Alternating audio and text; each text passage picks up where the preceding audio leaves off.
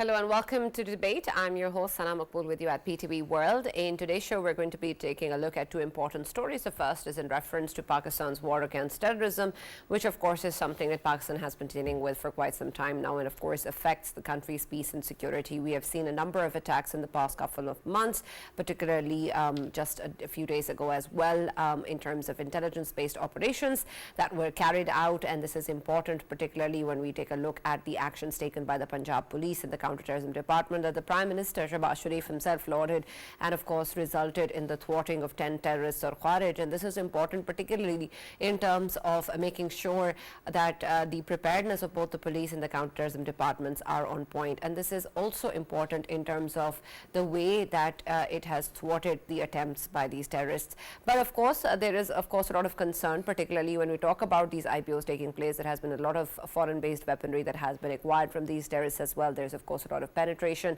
that we also see coming in from Afghanistan and outside of the border, and of course the need to be able to counter that both at home and beyond. And so we're going to of course be talking about what it means in terms of action and implementation, and the way that we can put forward this strategy while these intelligence-based operations are going on to enhance our preparedness and our counterterrorism activities, and the role that other countries and collaborations can play in this regard. We also of course saw the conclusion of the joint exercises between Pakistan and Russia, and they were of course focused on counterterrorism as well. But what real role can external players play in terms of collaboration opportunities, particularly after the SCO? Also, if there is an existing way that we can work together towards collaboration on the counterterrorism front and to ensure that there is peace and security in the region. And of course that also links very closely with a stable and peaceful Afghanistan that is very important for the entire region.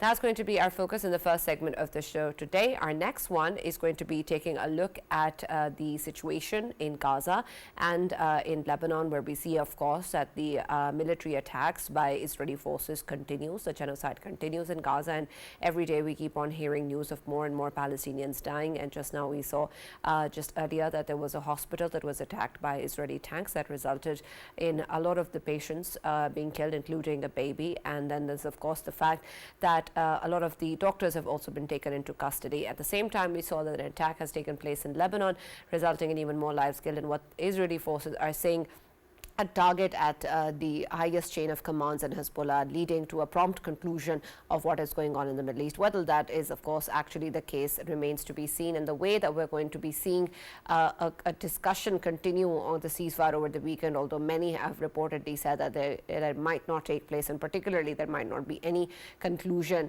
before the U.S. presidential elections take place. So we're going to be taking a look at what that means and whether or not there is an actual possibility of a ceasefire in Gaza and in the Middle East and a de-escalation of what is continuing there. That is going to be our focus in the second segment of the show today. For this and more, as always, in the studios, I've been joined by senior analyst Farooq Batafi and Raja Faisal, and we've also been joined online by Brigadier Retired Mr. Haris Nawaz, who is a senior analyst and joined us for our first segment. Thank you very much, Brigadier Haris, for joining us and being part of the debate. And I'm going to start with you, Brigadier Haris. We've seen, of course, intelligence-based operations take place, and a number of them in the past couple of months, and just, of course, earlier this week. There is importance, of course, in terms of the success that we're achieving, and of course the Prime Minister has also lauded that, and we of course have full confidence in the abilities of our armed forces and personnel, and how prepared they are or how ready they will be to fight any elements against the country. But I want your take in terms of the recent intelligence-based operations, and how successful have we been in making sure that we do it in a timely manner, in a coordinated manner, and that we are effective in terms of preventing a terrorist attack taking place. Sana, I think recently we have been very successful. Recently in Bajaur area, we killed 2 suicide bombers, 9 Khawarijis, and 1 ringleader was arrested. And with all weapon and whatever we recovered is all American made. That is very, really, I'm so sorry to say, this is not required. Likewise, recently, earlier also about 3-4 days we killed, and there have been no casualties from our side. So that is very satisfying. This speaks, and now intelligence-based operations are really being worked out on in real-time information, and also very professionally.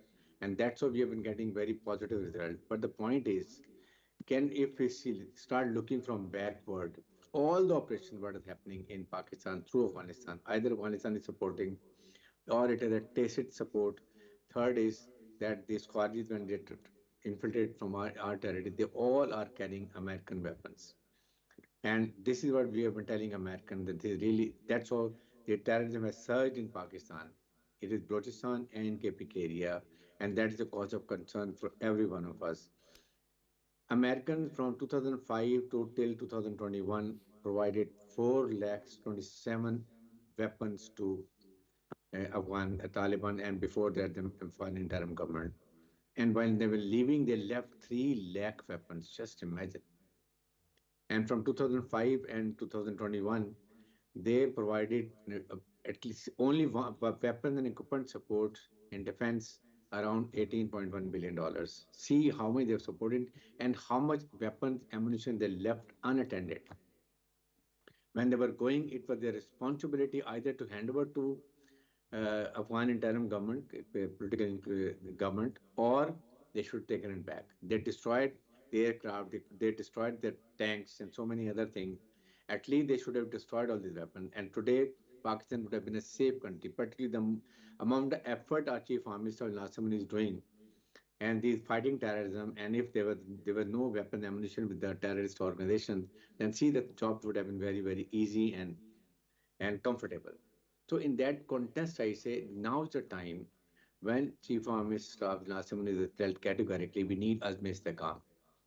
For Azm Istikam, till the time the whole nations join hands together, it's not possible to finish terrorism. We will keep killing terrorists, and the military will keep killing terrorists, and the terrorists will keep coming from Afghanistan and from Afghan refugee camps, and they will keep fighting. So the answer is, if we want to go through root cause, then we have to finish terrorism. And for that, the whole nation, the all elements of national power, all resources, all illegal spectrums, but all we've been talking about it, that all have to be controlled. Otherwise, we will keep facing, and then we say we need investment, we are economically down, we need foreign investment. Who will come? Under unsecure environments, no individual, no government will come, and neither they will spend their money, invest their money. On the contrary, if they are business-friendly environments, then see how people are going to come. They will feel very safe.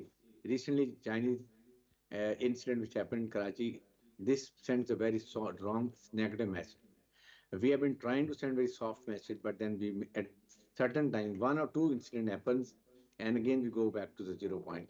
So in that context, I say now it's government responsibility. Government is embroiled in different other things, like there is a political problem, economical problem, 26th Amendment, whatever it is. You don't stop doing other things. There's certain ministries, they have to work on these amendments and everything, but others, the ministries are there and they've been organized in such a way that they continue doing their work. If everything comes to standstill and we just focusing on one direction, that should not be happening. And I think now is the time government, armed forces, and people of Pakistan, and along with all elements of national power, when I say finance, custom, excise, FPR, banks, everybody has to work together to eliminate this terrorism from the country. That root cause will be eliminated Right, only absolutely. But when we all.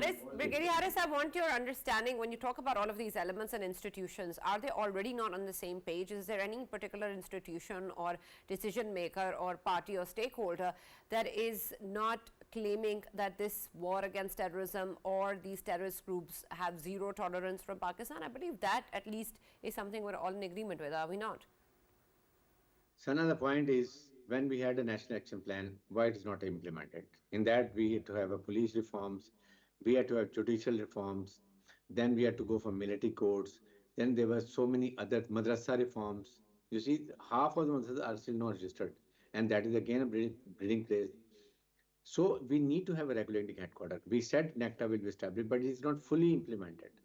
They have to be given resources for all information coming from all directions goes through regulating headquarters and then is disseminated to all security intelligence agencies. Then you can have a work it out. Now, I think ISI and our MI, they are working differently than MI, than FIA, or they are on different directions. Everybody has to have harmonize their effort. They have to converge on one side. Only then we can have an ensure result. It is now is the time. I always say, please ensure that everybody is very serious. All resources are given. latest technology is given for the night fighting capability, and then you can see that is what is needed. Otherwise, we will keep suffering, we will keep killing, we will keep getting our shahadats, and but terrorism will not end. It's just like I always say, when you put someone and tie up hands and legs and you give him life jacket and throw him in the water, neither he will be drowned, neither he will reach onto the bank. That's the thing is because now time is gone. We are really suffering. We will not be able to explore our resources in Balochistan. We will not be able to complete CPEC. We will not be able to operational Gwadar port, and then for we will not be able to get for an investment. That is a problem. Now is the time, and the world should know that the whole nation is together now, and they are standing. I think Prime Minister of Pakistan may even get briefing on us, Istakam, and maybe some political leaders they can also join in camera, and they should be told what are the pros and cons of Istakam, because you see, PTI, ANP, and JUF, they're not supporting in KP. They say no, we don't want it. Then what happens? You every day you find what is happening around in KPK and Balochistan. Unless the government and the people are not joining hand with the security forces, you will not be able to successful. Right, absolutely. And Faisal, that's an important take whenever we talk about the war against terrorism or our efforts in terms of counterterrorism activities.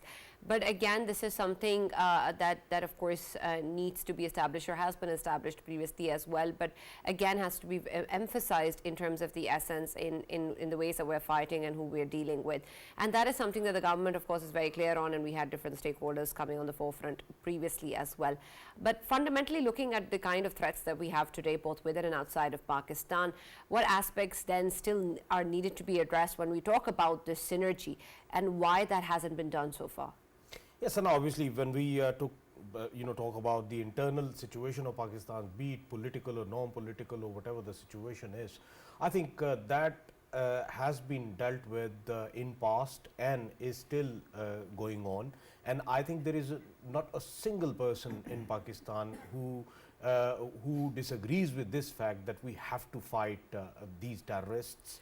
And but then where is this synergy missing whenever we keep talking about how everybody needs to be aligned? Then what alignment is required? Sana, synergy is already there, and when we talk about we fighting the war, of course our security forces and intelligence services, they have given fair share of their own blood, and to salute to the police as well, they have been given their fair share as well.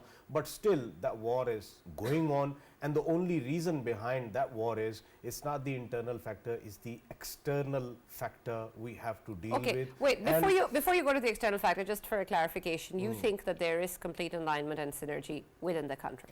Well, bits and bobs, they can be fixed. Like what? Like obviously Brigadier Harris has rightly pointed out that the nectar that needs to be, of course, fully functioning and implementing, and all of the provinces, they have to politically raise their voices. Of course, there is a province from where we are not seeing that the political forces are raising the voice. Maybe they have people on ground who have been let's be fair, I mean internally IDPs, so many of them, they were IDPs, and they don't want to go through that process once more.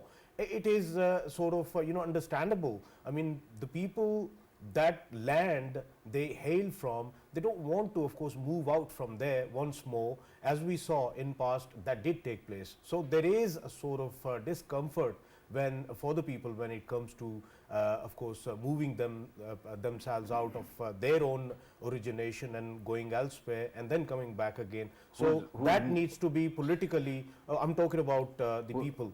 Who is moving them?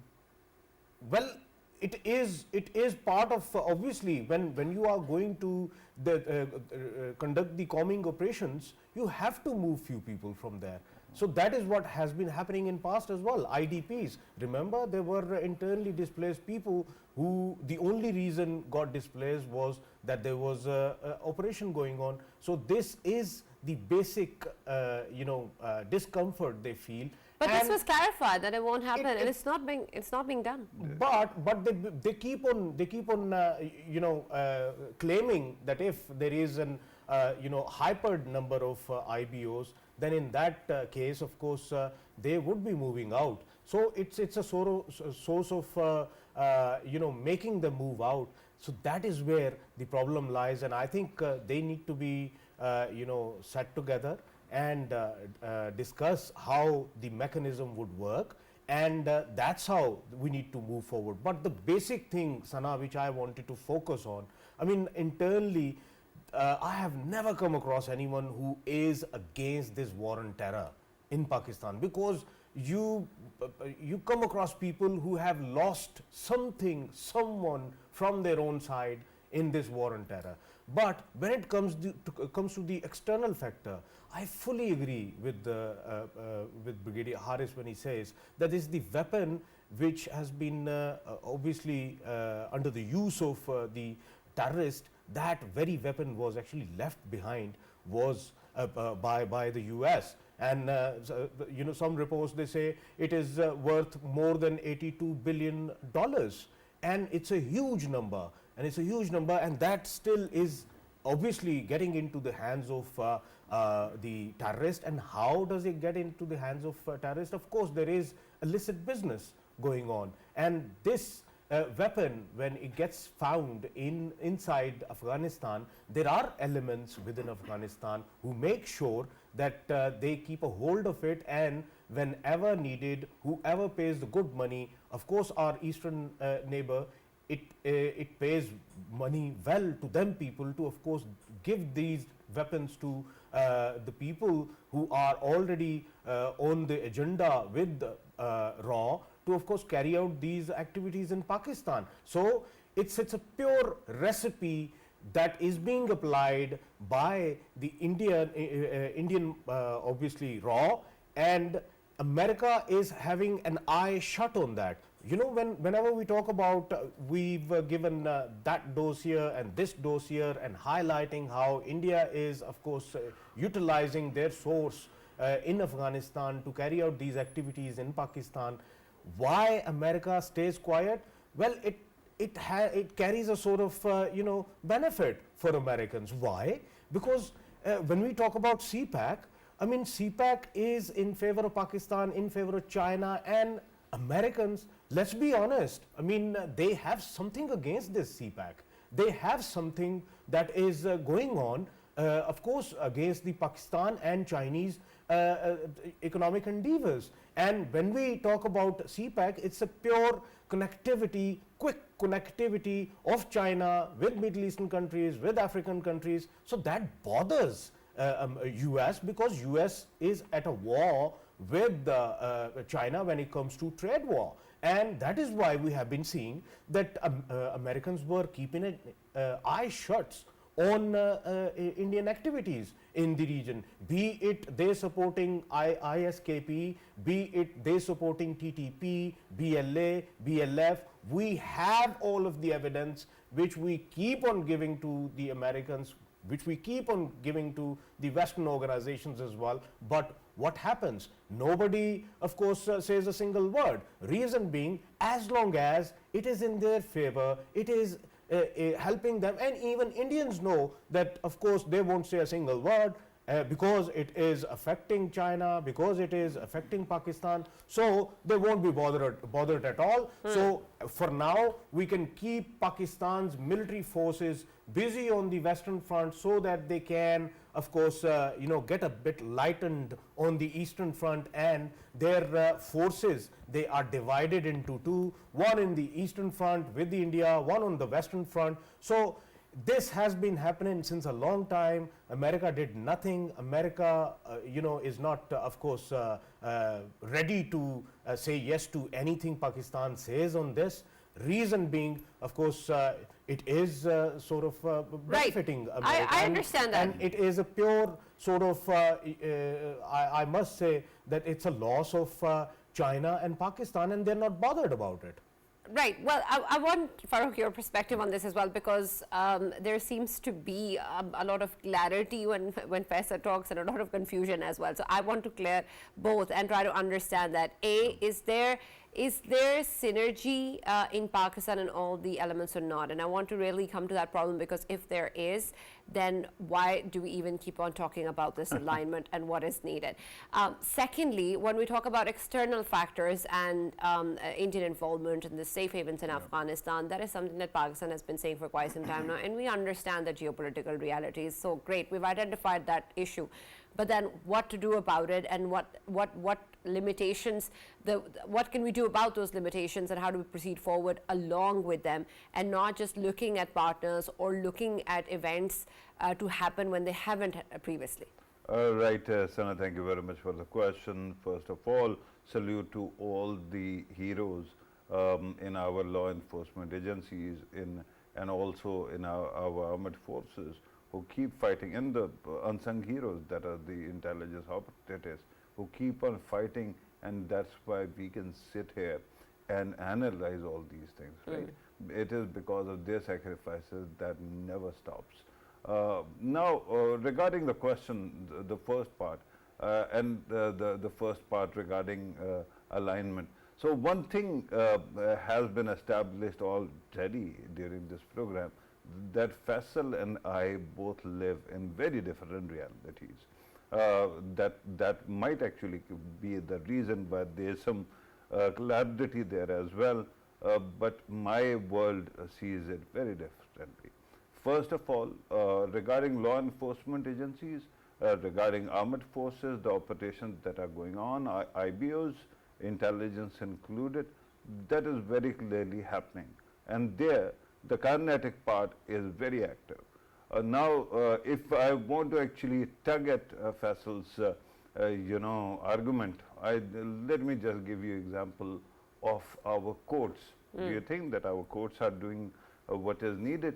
If that is so, why is it that we repeatedly keep on urging to create military courts, right? In fighting terrorism. That happened for 2 years, and then repeatedly the urge is there, because a lot of people either are not prosecuted or then let go. So clearly something is missing. It reminds me of a column. You know, Javed Chaudhry is a well-known Urdu columnist. In the heyday of his columns, I remember he wrote one column about one kangaroo that was in a zoo. So every time the administration would go, they would find the kangaroo out of his cage, out of the 4 walls, and they repeatedly kept on increasing the height of the walls. But again, after it was really impossible to navigate, even then they came back and they found out that the kangaroo is sitting outside reading a newspaper. So they asked the kangaroo, they thought that it is best to ask him, and they asked the kangaroo, and he says, look, no matter how high the walls are, till the time you are not going to lock the door, I'm going to come out, right? So the basic things are missing. Sana, I don't know where Faisal finds people who actually totally agree with the idea of fighting terrorism. I think that our Urdu press, our pundits, all of them are totally not buying into this idea, and that's why you have this huge influx of conspiracy theories, which are still there, because many of those people have actually gone to YouTube, and now YouTube actually keeps on spreading all sorts of conspiracy theories. I mean, not the institution, but the people who are using it, especially the Urdu one.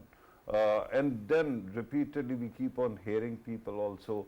I meet a lot of people daily who are not ready to believe that TTP has anything to do with whatever goes on in the country. So with that kind of state of mind in denial, the biggest problem then is, why are we lacking in the narrative? We keep on talking about narratives, but then there was one consensus fatwa after 10 years of war and terror, and after that we haven't seen much, right? That was a fatwa that declared suicide bombing haram. And remember, the simple argument was that it is something that perhaps was the lowest hanging fruit, because if suicide is categorically haram in Islam, how can suicide bombing be allowed, right? But even there, they lacked consensus for 10 years. And finally, the biggest problem then is of the political will. I know the Prime Minister is very highly invested in this, the President also is, but what about the political parties? Do you think that anybody who thinks that these people are very, they are clear and present danger, they will actually say that they want to actually confront them? Why would they? People usually flock around people who can threaten them, and this is why most of our political side is soft in response. Why? Because they know that if they keep on offending these terrorists, eventually they will be picked one by one by these elements. So the problem is that in this country, the political wing is missing. Again, another great example is of ex-FATA. Those places were supposed to be rebuilt, and army did an incredible job at the start when it was being handed over and when they were being merged into Khyber Pakhtunkhwa. But then what happened? After that, there was a commitment that there is going to be a significant part of the provincial pool, right? That is going to go there. The provinces have not covered up the money. With that kind of state of affairs, do you think that there is consensus? I don't think so at all. Okay. Regarding, just allow me to go actually go to the second part of your question. Regarding India's involvement, that is clear as daylight. Even they don't actually hide it any longer. But my problem, and this is regarding CPEC and America, we seem to be actually putting the cart before the horse. Why? Because it is true that we kept on actually churning out certain dossiers, but that was many years ago, especially during Donald Trump's time. And what was happening, Sana, at that time? At that time, when you were actually issuing all these, documents, or for that matter, dossiers, there was a transactional president in the US who said, if you give money or business to American companies, I'm going to work with you, right? And just to remind everybody that when BRI was launched, especially the first summit that took place, in that Donald Trump, because he had just taken over, was also invited. He wanted to go, but then sent an envoy. And why was it? Because Indians were not ready for America to participate, because they were really angry because of CPEC, not BRI. And they were angry only regarding what you call the Kashmir part of CPEC, right? Because of that, they had that kind of influence in America, and they stopped America from doing it. After Donald Trump, we haven't tried. Honestly, I haven't seen any new dossier. Have you? I haven't. No, there was a year and a half ago. Which one? By at that time, of course, we had former Minister Bilawal. He went there and he gave a dossier as well. Old dossier presented again, but we haven't seen any new facts added to it. No, it was renewed with the latest facts as well. Okay, it might be one, but regarding America's convenience of ignoring these things, this is why they are paying through their nose, because all the Five Eyes are now concerned about India's involvement in murders in all five Eyes countries and elsewhere as well. So I think karma is something that actually gets you. But with due respect, when it comes to America being against CPEC, I don't think that they would actually go to the extent of actively trying to sabotage it, right? Why would they? They still are trying to actually work with China as well. And let me remind everybody, China actually owns the highest quantity of American external debt. If China was to divest from the foreign currency reserves in dollars, it would wreak havoc in American economy. But that doesn't happen, because both these countries are now financially conjoined. No matter how much we keep on talking about BRICS, this, that, other alternative system, they are going to work together. And that's why all this talk about decoupling and whatnot, the new Cold War, it is all just, talk. Right. Brigadier Harris, I want your take on this as well, particularly in terms of the kind of international dynamics we're living in. But add to that the very important aspect of accountability and justice when we talk about these terrorist groups or these Khawarij, and of course the political and religious elite involved as well. Previously, of course, we've seen there has been a lot of concerns with regards to these aspects and what has contributed to where we stand today. And I want your take on how can that aspect be added within the embedded structures that are needed to deal with these particular threats, and then also add to that the way that international partners can really help us. We've seen the exercises on counterterrorism conclude with Russia, and that is important, of course, but the collaboration has to mean something in terms of action and safety for Pakistan. Do you see that happening? Sana, first of all, about we were talking about the synergy. You see, the point is armed forces, civil armed forces, they have synergy. But then wherever you need, it's missing. Everybody has to combine together. For instance, the way Farooq was talking, you see, for the last so many years, the issue is terrorist activity happens, everything keep blowing up. After 2 3 weeks, we forget. This has to be continuous process. Armed forces fighting, civil armed forces fighting, they are doing their best.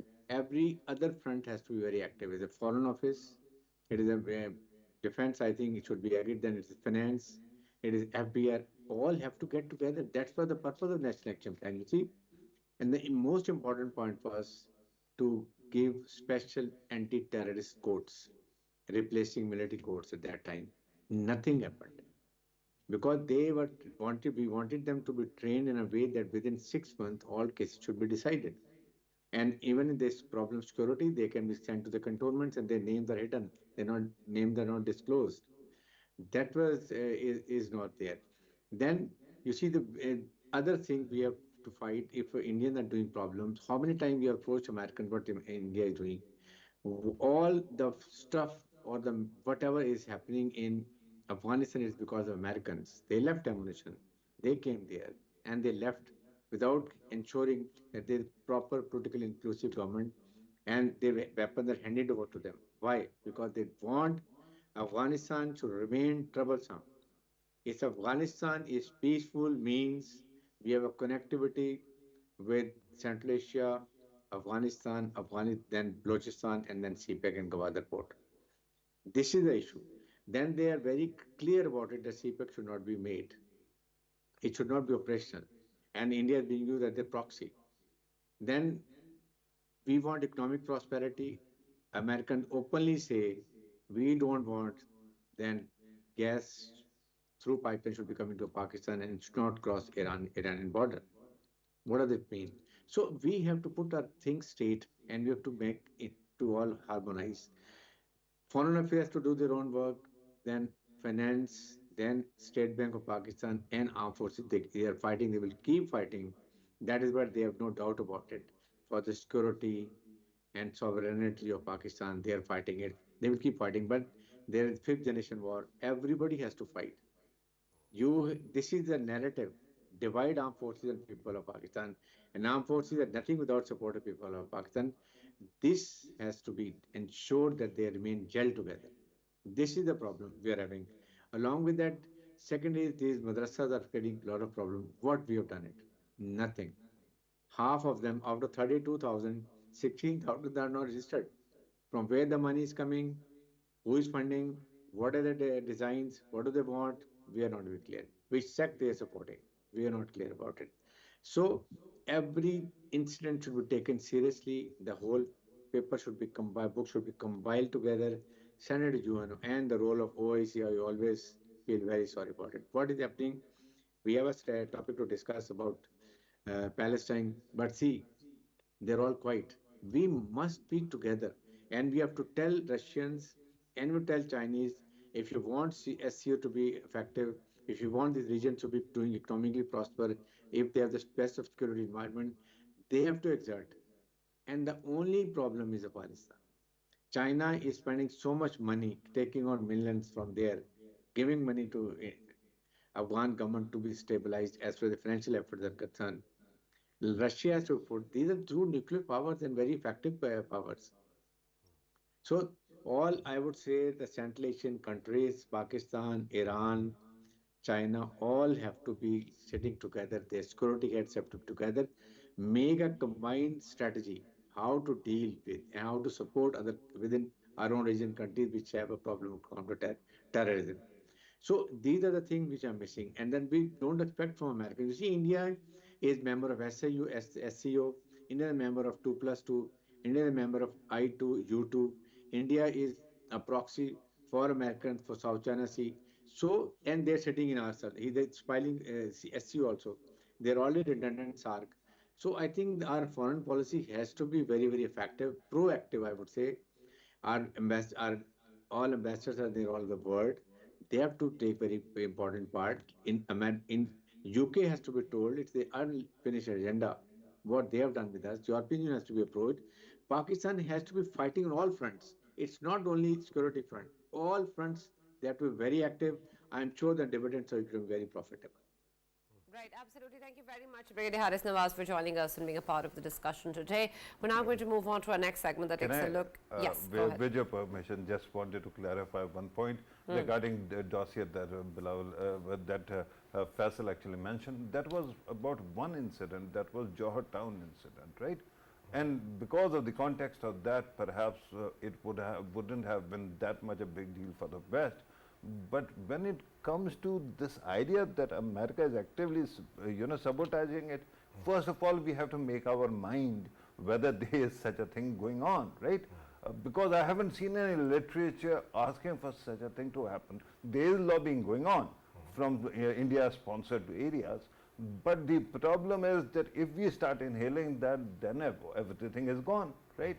Regarding ambassadors, my humble submission, Sana, is that ambassadors can never, invent national power. National power, they can be conduits of national power, but they cannot actually increase it on their own. So it will have to be the state of Pakistan which will have to improve its game, and then they also play by those rules. Sana, by the way, I was talking about the dossier which was given in November 2022, was by Hina Rabbani Khar. And she was, of course, at that time deputy to the foreign minister, and it was she was obviously working under the Bilawal Bhutto Zardari, this is the story. I have this story, right? Yeah, I'm holding it. She was obviously working under Bilawal Bhutto Zardari at that time. Yeah, but this was about one incident. No, it was overall. I can read you the whole thing. Then we can in the next show. Yes, we will settle that. But Faisal, very importantly, we also need to touch upon Gaza and what's going on in Lebanon by the Israeli forces. And while the genocide continues, there is, of course, that threat of escalation and the need for de-escalation in the Middle East. And Lebanon, of course, is being attacked as well. And it seems that what is being claimed by the Israeli forces is that top-level commanders of Hezbollah are also being targeted. And because of that, there will be an abrupt end to whatever is going on. But that doesn't seem to be the case so far, and the fact is that the genocide continues, and also there seems to be efforts being made towards ceasefire, but it's been more than a year and we haven't really seen that happening either. And so particularly in light of what is going on in the US in terms of its presidential elections, do we see any progress potentially happening on that front while we see attacks on hospitals being carried out? Sana, thank you very much for mentioning or bringing the US elections. And right now, of course, if we are seeing that suddenly if Secretary Blinken has come up with this idea that he has to, go to the Middle East and solve everything, and we are the, peace bearers of the world, and we are going to, of course, impose peace if required and all, and we are going to tell them to sit down together and decide peace right now at this hour. Intentions in any action, there is an intention which is always assessed. And right now, when they have 6 days left or 7 days left into getting into the next election, this is when they are coming into it. And the only intention is to, of course, garner some kind of vote or some kind of damage that have been done to their vote bank. It can be revived somehow through these kind of gimmicks, these kind of stages where they are only bothered about the votes, but they are not bothered about more than 45,000 people who have already lost their lives in Gaza, and there are more than 2,000 people who have already lost their lives in Lebanon, and they are not bothered about that at all. That never bothers them. As long as people are getting killed, they are Gazans and not the Israelis, they are all okay with it. But suddenly when they come up with these kind of news around them, that people are concerned about what kind of steps they are taking in this Middle Eastern crisis, and how the world is labeling US Biden administration as an associate, or as an sort of genocide assistance which they have been providing to Israel, and this is how they are being looked at. And it is all because of that the 6 or 7 days are left into the elections, and this is when they are portraying as if they are some kind of peace bearers or white flag bearers of the world. It has nothing to do with peace, to be honest, and it has everything to do with the elections which are taking place. Sure, but either way, what effort do you think will be there in that front? Well, that's what the effort is. I mean, they are seeking talk, and that's it. And these talks, they are not going to. I mean, what the Egyptians, they are telling them to tell the Gazans that troops would not be withdrawing from Gaza, but there will be a ceasefire. What kind of ceasefire? Ceasefire is something, when you impose it, you impose on the both sides of it. It's not that if only there one are no side, two sides in Gaza, though. There are no two sides. There's only one side. There's only one side to this madness, and that is Israeli troops. They are the ones who are bombing from the top. Indiscriminate bombings are taking place. They are the ones who are killing children. They are the ones who are killing women. They are the ones who are killing the elderly indiscriminately. They are not there to, of course, carry out some kind of activity against Hamas. It is total annihilation. It is ethnic cleansing, and they want assistance from the Egyptians to, of course, make it look like it's kind of war, not a genocide. It's a war, and we are trying for the ceasefire. Right. What ceasefire you're talking about? Right, Farooq, I want your take on whether whatever will be the outcome of the presidential elections, either way, what impact will there be really on what's going on in Gaza? Right, Sana, one thing that has to be made clear is that Israel is an independent country, right? Yeah. It might be supported by the West, and there's a very intricate technique to how and why that support has been there, right? Because American media, when it comes to Israel, is highly dishonorable and dishonest, right? Recently, I think that there was this Big Brother episode or something of that sort, and there was one lady who was wearing, the badge or something of in support of Palestine, and they actually went back and edited that video so that that image was blacked out in the rerun of the episode. So this is the level of dishonesty when it comes to American media. America is a democracy, and if you don't tell people what exactly is going on, then of course they are going to have one opinion only, right? And I'm talking about non-Arab, non-Muslim Americans, most of them, right? Certain Jewish people are conscientious. Certain Christians might also be conscientious. But when it comes to majority, the media keeps on hiding what is happening. That is why they hate Al Jazeera, because Al Jazeera keeps on beaming all those images, and that's why they have so much control over Twitter, Facebook, whatnot, so that all those images are filtered out. Now, regarding the sudden visit of, Secretary Blinken, let me remind everybody that I think it is his 11th sudden visit to Middle East since the war started. So there is an effort, Sana, but when it comes to Democrats actually try to do some conscientious stuff behind the scenes, but the problem is when it comes to elements like Netanyahu, they are not controlled by that, right? And then these people, because the elections are coming, they are afraid that they will be beaten to pulp.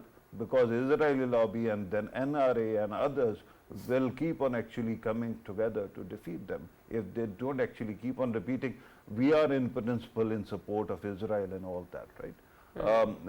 I think that the madness that has taken over Netanyahu, it will will not stop before the US elections, because he has a clear agenda to upstage the,